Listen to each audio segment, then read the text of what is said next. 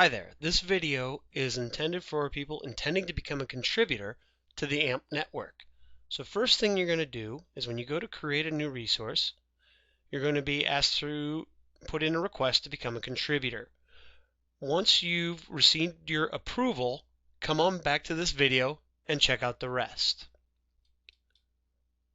So now that you've been approved to be a contributor, go ahead and log into the AMP network. And when you go to create a new resource, you'll be brought to a page called the lesson editor. So the first thing you want to do is enter a title for your lesson. Some of the options to add to your lesson include putting in a table of contents, and we have an entire text editor here for you to put in a description and for you to add images, math equations. These math equations go in LaTeX, but if you do not know LaTeX, don't worry. You can go to text documentation, and it will take you to a website that has all the documentation you need to do LaTeX if you need to put in an equation. So if I wanted to put in the quadratic formula, it's already entered here in LaTeX. I hit OK, and it will put in the quadratic formula for me. The rest of these options are very much like a normal text editor, changing the font size, bulleted lists, numbered lists, so on and so forth. So you can play around with that. Next thing you want to do is go along the tabs and upload any attachments you might have. So you'll go to Add Files. You'll go to the folder where you have the activity that you want to upload, and you'll select that activity and click Open. Now, the file is not uploaded yet. I must click the Upload button to get it up to the website. Now it's up there, and I can click the X if I want to remove it. You can click Add Files. If you want to add more files, you can put as many as you like. Next tab I will go to is Tags and Description.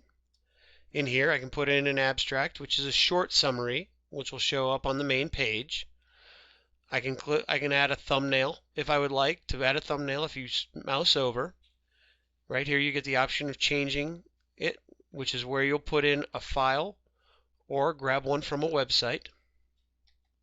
Here you can choose the resource type. Is it a resource? Is it an activity, a video, a paper, or is it an assessment? Next thing you can do is enter topics.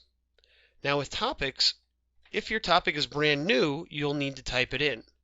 But if you type in one that has been entered before, it'll already be entered and you can select it.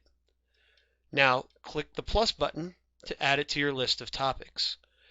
You can put as many topics as you want depending on your activity. It's important here to put any topics you think somebody might look for to reference your activity because it will help it in the search. Next, you'll select the grade level that's appropriate for your activity. We have K through high school. Next, you'll go ahead and select the mathematical practice that relates to your item. Notice when I scroll over a mathematical practice, it gives me a description of that mathematical practice so I can be reminded of what it is. And I can select more than one. So any mathematical practices that relate to your item, go ahead and select them. Next, we're going to choose our Common Core alignment. So we'll scroll down, and under Common Core, we'll select that. And Common Core is broken into two categories, K through 8, and then high school. And then all the Common Cores are listed in this table.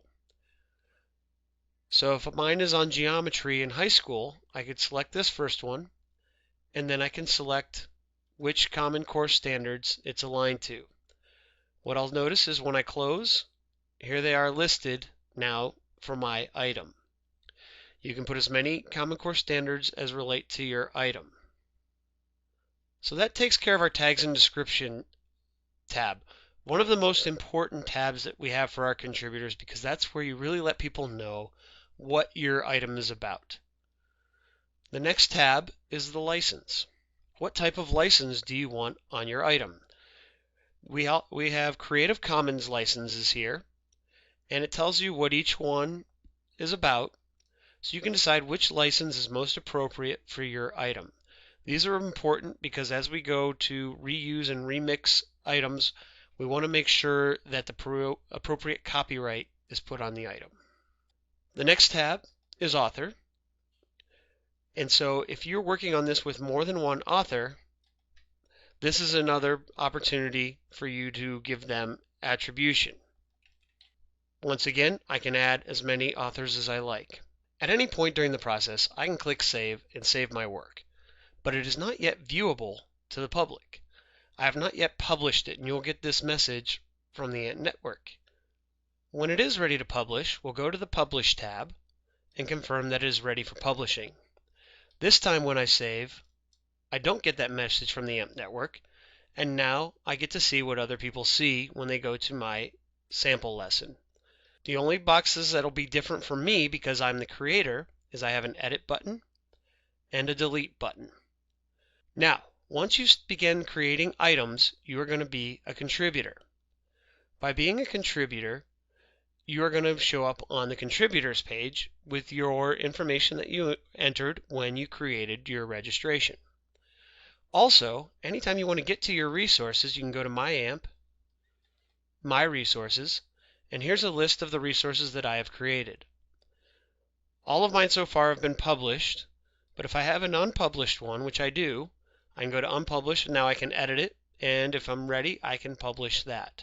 The other option I want to go over with you is Post from Web. We'd like to create a source that's just out on the web, a video or a website. You can also choose that option. So we can go to Post from Web, and we get a similar page to what we had before, but what we're going to do is add any links, so any hyperlinks to websites that you like to use, or any links to videos that you like to use. Now we're going to go through the same tabs. Tags and description.